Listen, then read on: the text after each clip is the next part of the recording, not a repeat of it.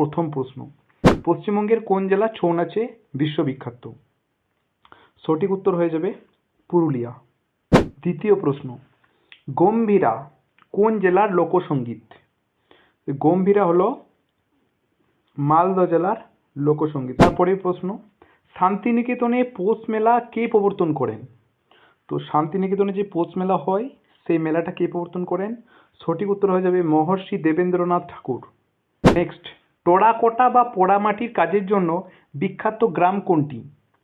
তো এই পোড়ামাটির কাজের জন্য বিখ্যাত গ্রামটি হয়ে যাবে অপশন ক পাঁচমোড়া। তো সঠিক। নেক্সট প্রশ্ন, বাংলার টপ্পা গানের প্রবর্তক কে? টপ্পা গানের প্রবর্তক কে ছিলেন? সঠিক উত্তর হয়ে যাবে রামনিধি গুপ্ত। নেক্সট প্রশ্ন, ভাওয়াইয়া গান কোন অঞ্চলের প্রধান লোকসঙ্গীত? তো ভাওয়াইয়া একটা হচ্ছে গান যেটা কিন্তু হচ্ছে উত্তরবঙ্গের প্রধান লোকসঙ্গীত। নেক্সট প্রশ্ন, শান্তিনিকেতনের বিখ্যাত বসন্ত উৎসব কে শুরু করেন?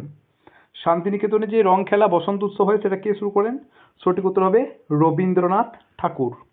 নেক্সট প্রশ্ন 8 নম্বর, পটচিত্র শিল্পের জন্য বিখ্যাত গ্রাম পিংলা কোন জেলায় অবস্থিত? তার সঠিক উত্তর হয়ে যাবে অপশন খ পশ্চিম মেদিনীপুর।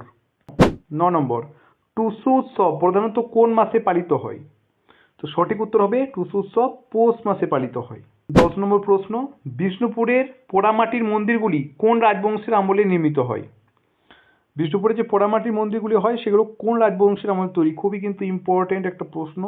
তো সঠিক উত্তর হয়ে যাবে অপশন গ মল্ল বংশের আমলে। তো এই ছিল 10টা প্রশ্ন। যাদের পিডিএফটা লাগবে তারা এই নাম্বারে হাই লিখে পাঠাতে